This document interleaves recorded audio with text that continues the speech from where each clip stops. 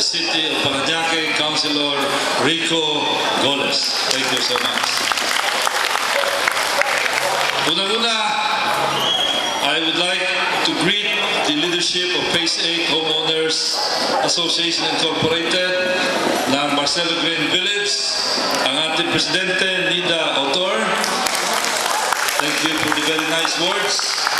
Ang Vice President, Dr. Ariel Coronel, ang Secretary, Jillian Samson,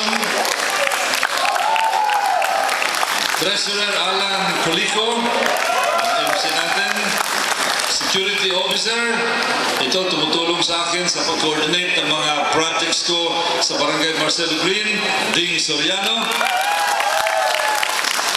Board Members, Manuel Acosta and Mariano Zamora. Maraming salamat po sa inyong very warm welcome sa amin. Thank you so much. At hayaan niyo rin na banggitin ko yung mga tao na tumutulong para lalo tayong sumaya dito sa special event na ito.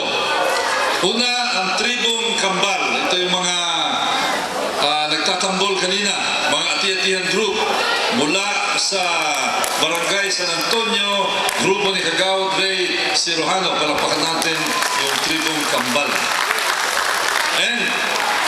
At sila kanina pa paikot-ikot para ipaalam sa mga taga rito na merong isang mahalagang event na magaganap dito. Yan po yung mga miyembro ng Parañaque Raiders Club of the Philippines sa pamumuno ng Presidente Eduardo Madeja. At dito po sila.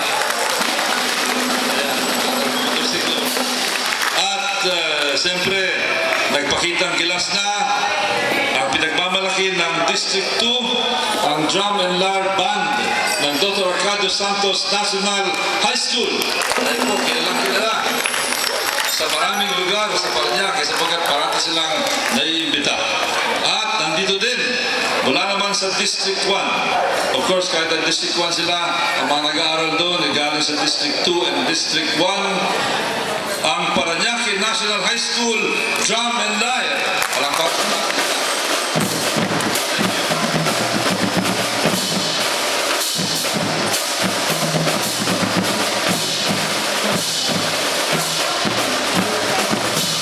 Thank you.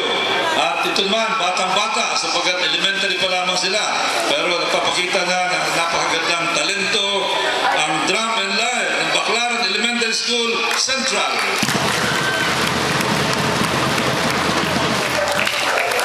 Nandito din mga ladies mula po sa Port State, ang Fel Ladies sa pamumuno ni Gloria Puna. Nandito po sila. Thank you.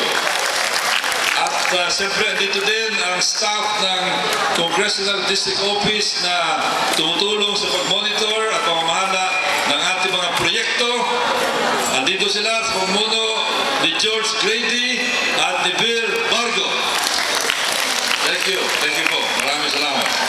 And of course, ang ating mga bisita na nandito, na kilala ninyo, nandito po ang ating konsihal na batang-bata pero ngayon ay talagang nagpapakita ng kanyang malawak na kakayahan. At napakaganda ang kanyang magiging kinabukasan sa politika, ang ating konsihal, Benjo Bernabe. Nandito din si konsihal Bong Benson. Meron tayong bisita na mula sa ibang barangay, di barangay captain o barangay San Antonio. Tandaan niyo po ang kanyang pangalan, Paul Casale. Barangay captain Paul Casale, inyong kapitbahay. At meron tayong mga bisita na mga kagawad mula po sa barangay San Martin de Porres. Walang iba kundi si Kagawad and Attorney Maitor Singson.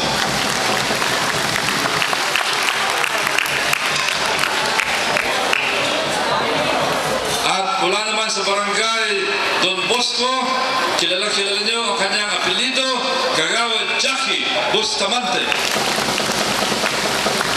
At kilala niyo rin ang kanyang apelido, hindi pa siya elected official pero malapit na, Wow Soto, anak ni Konsihal Bar Soto. And of course, gusto ko i-greet ang host barangay. Andito po ang inyong barangay captain, batang-bata,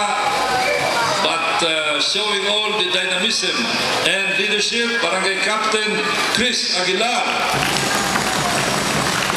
After niyan, mga kagawad, Kagawad Cosme Custodio and Kagawad Fernan Beltran.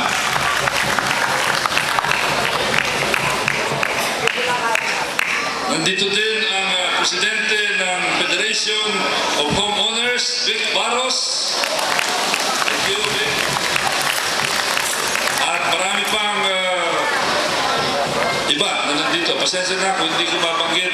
Alam ko marami mga youth leaders dito, mga iba-ibang mga sectoral leaders, and so many guests, not only from Marcelo Green Village, but from other subdivisions and other barangays. Katulad po na sinabi kanina, itong proyekto na ito is a dream come true para sa inyo at para sa akin. Alam ko na ito ay matagal din ang pangarap. Ako ganun din, sapagkat bata pa ako, nangangarap ako na sana magkaroon kami ng covered court doon sa aming lugar.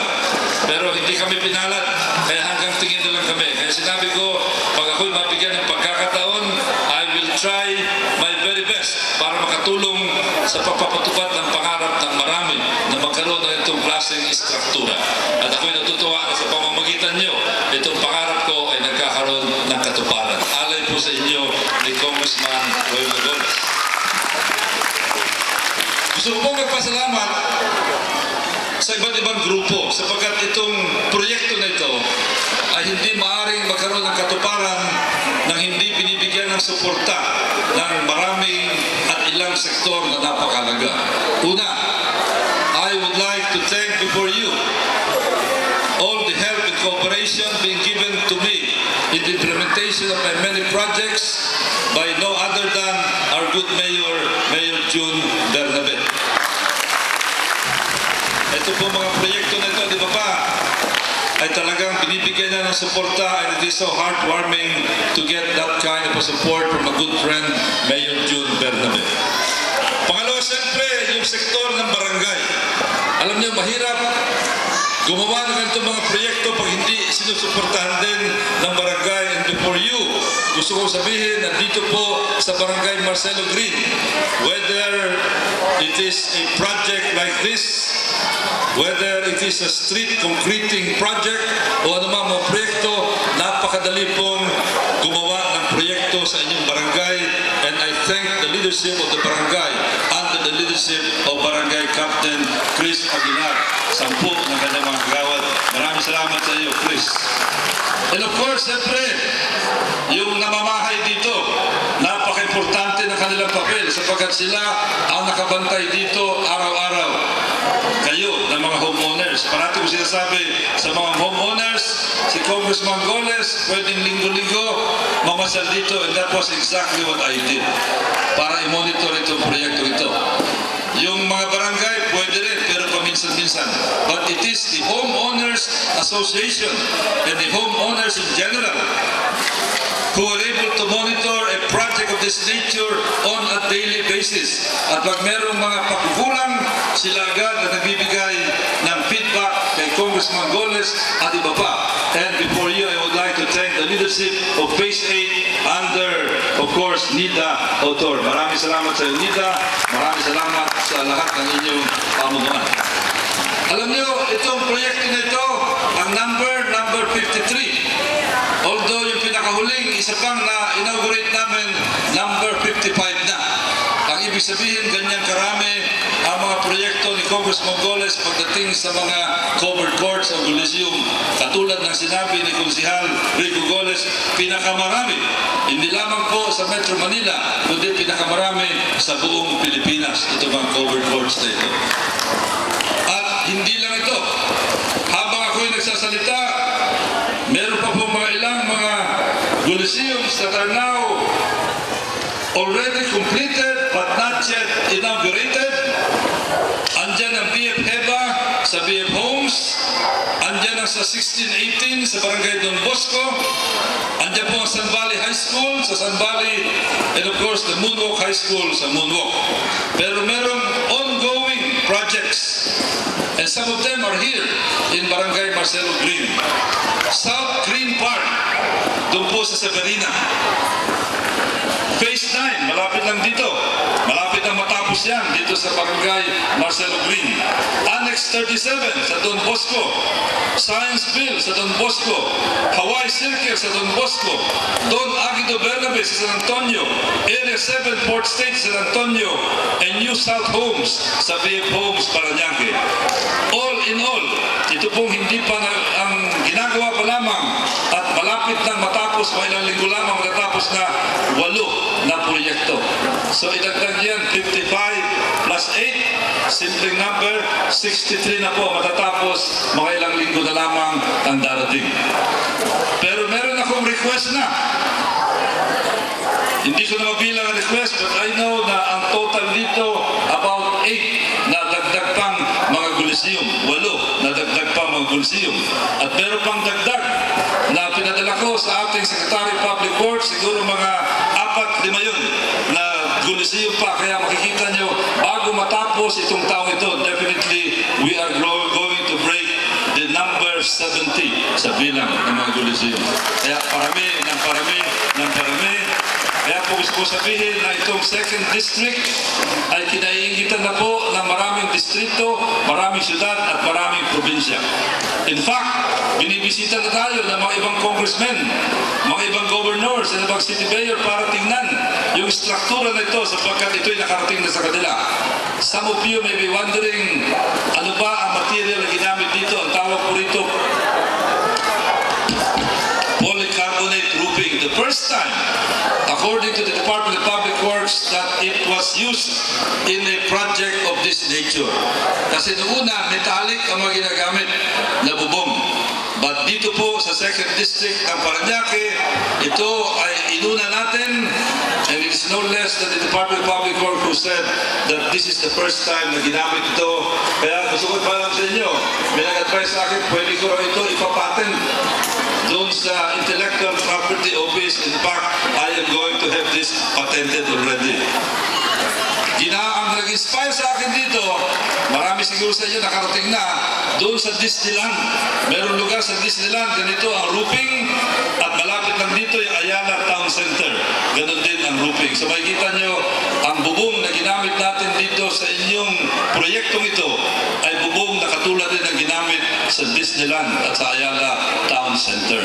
In other words, hindi po natin tinipid ang materialis natin para sa inyo itong proyekto na ito, itong Coliseum na ito.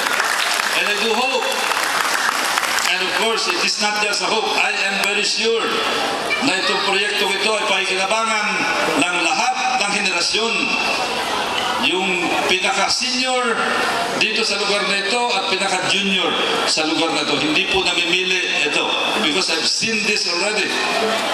Alam ko, marami sa mga Coliseum ngayon sa umaga, yung mga senior citizen, dito nag-walking, dito nag-jogging, sapagkat alam nila, hindi sila uulanin.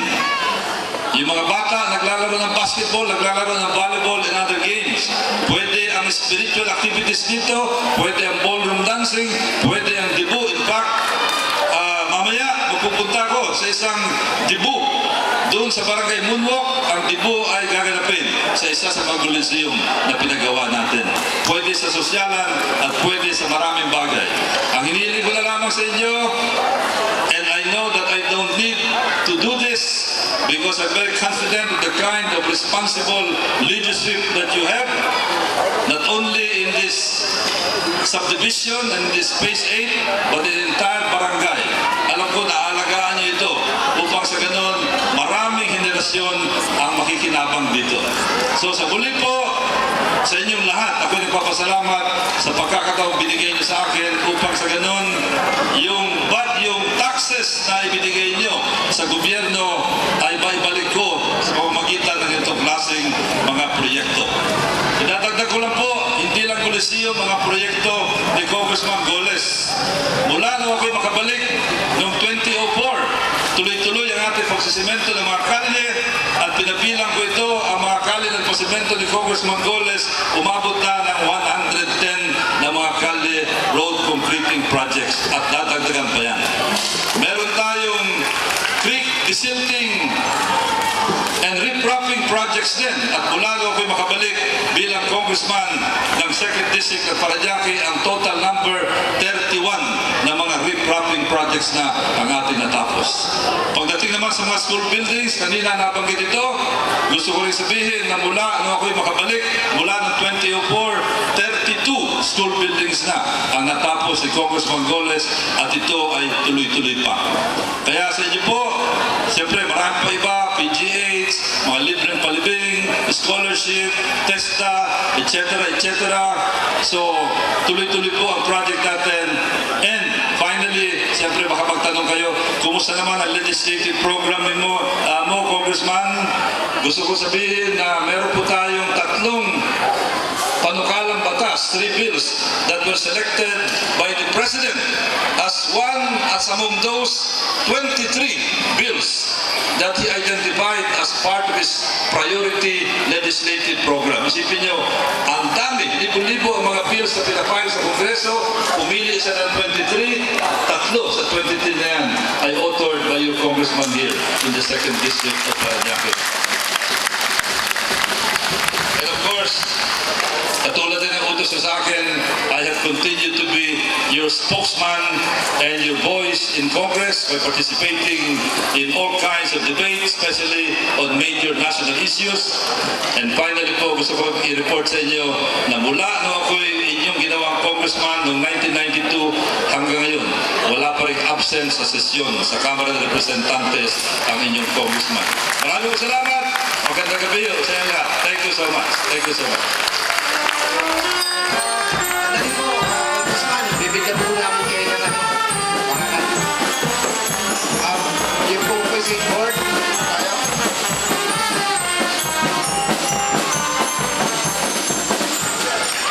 Thank you very much, Congressman, for that beautiful message. And to show our appreciation in behalf of all the members of the board, we'd like to present this plaque of appreciation to Congressman Roylo S. Goles for the construction of a roof over our basketball court through the Coliseum project. Given this 24th day of September 2011 at the clubhouse of MJB Phase 8 Association. Again, thank you very much, Congressman. Thank you very much.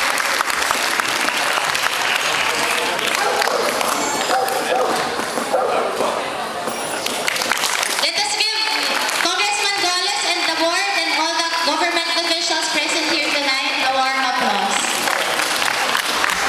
Tawagin na rin natin yung mga ibang bisita natin dito. Baka gusto nilang